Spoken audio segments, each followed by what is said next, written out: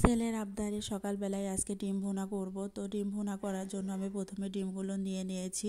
আসলে আমার ছেলের আবদার করলে কিন্তু আমি সেটা কখনোই ফেলতে পারি না, সঙ্গে সঙ্গে আমি করে দেওয়ার চেষ্টা করি। আসলে আমার ছেলে কিন্তু তেমন কিছু খায় না, তো ডিমটা কিন্তু খুবই পছন্দ করে। তো আবদার করেছে সে আজকে ডিম ভুনা খাবে, আর অনেকদিন যাবত ডিম ভুনা খাওয়া হচ্ছিল না। তো হ্যালো এভরিওয়ান, আসসালামু আলাইকুম, কী অবস্থা সবার।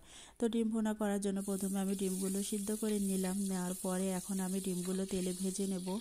তো ডিমগুলো ভুনা করার জন্য আমি কিন্তু তেলের ভিতরে একটু পরিমাণে হলুদ গুঁড়া দিয়েছিলাম। আসলে হলুদ গুঁড়া দিলে ডিমের কালারটাও সুন্দর আসে, আর ডিম কিন্তু লেগে যায় না কড়াইয়ের সঙ্গে। তো ডিমটা আমার ভাজা হয়ে গেছে, তো ডিমটা এখন তুলে নিলাম। আসলে আমার ছেলে কিন্তু মাছ মাংস তেমন কিন্তু খেতেই চায় না, তো ডিমটা কিন্তু তার অনেক পছন্দ। তো আসলে ছেলের আবদার কিন্তু পূরণ করার মতো আমি এবং আমার হাজব্যান্ড ছাড়া কেউ নেই। তো সেজন্য ছেলের যেটা আবদার করে আমি সঙ্গে সঙ্গে করে দেওয়ার চেষ্টা করি। তো এখানে দেখো পেঁয়াজটা ভেজে নেওয়ার পরে এখানে আমি হলুদ গুঁড়া, মরিচ গুঁড়া, লবণ এবং আদা বাটা, রসুন বাটা এবং একটু পরিমাণে জিরা বাটা দিয়েছি। দিয়ে আমি মশলাটাকে ভালোভাবে কষিয়ে নেব। আর হ্যাঁ, এবার আমি ভেজে রাখা ডিমগুলো দিয়ে দিলাম, দিয়ে আমি এখন ভালোভাবে কষিয়ে নেব। আর আজকে ভিডিও করার সময় এতটা ধোয়া হচ্ছিল, তো ধোয়ার জন্য ভালোভাবে ভিডিও করতে পারতেছিলাম না। তো তোমরা কিছু মনে করো না, সেজন্য আসলে অনেক বাতাস হচ্ছিল জন্য এরকম হচ্ছিল। তো এখানে আমি ডিমটা ভালোভাবে কষিয়ে নিয়ে পরিমাণ মতো পানি দিয়ে দিব। তো আমি এখানে কিন্তু মশলার পরিমাণটা বেশি দিয়েছিলাম, যেহেতু একটু গ্রেভিটা ভালো হবে। আর দেখো আমাদের নতুন বাসা থেকে ভিউটা কেমন সুন্দর দেখা যাচ্ছে। আসলে আমরা নতুন বাসাটা কিন্তু একটু নিরিবিলি টাইপেরই নিয়েছি। আসলে গাড়ি ঘোড়ার এত শব্দ কিন্তু আমার মোটেও পছন্দ না, তো সেজন্য একটু নিরিবিলি পরিবেশে বাসাটা নিয়েছিলাম। তো আমাদের বাসাটা কিন্তু খুবই নিরিবিলি এবং থাকতেও কিন্তু অনেক ভালো লাগতেছে। তো এখানে দেখো পরিমাণ মতো জিরা দিয়ে এখানে নামিয়ে নিলাম। তো আমার ডিম ভুনাটা কেমন হয়েছে সবাই কমেন্ট করে জানিও। আর আমার পছন্দের এবার বেগুন চপ বানিয়ে নেব। তো বেগুন চপটা কিন্তু আমি গরম গরম খেতে অনেক পছন্দ করি। তো আমার হাজব্যান্ড আসার আগ মুহূর্তে কিন্তু আমি বেগুন চাকটা ভেজে নিয়েছিলাম। তো এখানে আমি ভালোভাবে মাখিয়ে নিয়েছি, হলুদ গুঁড়া, মরিচ গুঁড়া এবং লবণ পরিমাণ মতো দিয়ে মাখিয়ে নিলাম। নিয়ে তারপরে এখন তেলে ভেজে নেব।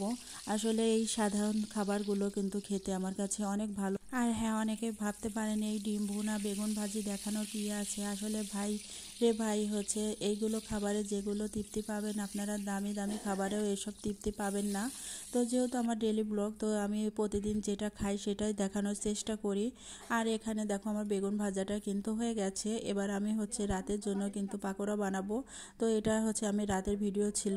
তো এখানে আমি ডাল দিয়ে ফুলকপির পাকোড়া বানাবো। সেই জন্য ডালের ভিতরে আমি পরিমাণ মতো হলুদ গুঁড়া এবং মরিচ গুঁড়া, তারপরে পরিমাণ মতো কাঁচা মরিচ, পেঁয়াজ কুচি সব কিছু দিয়ে আমি এখানে পরিমাণ মতো ফুলকপি কুচি কুচি করে নিয়েছিলাম। তো ফুলকপি কুচি কুচি করে নেওয়ার পরে আমি হাতে মাখিয়ে নেব।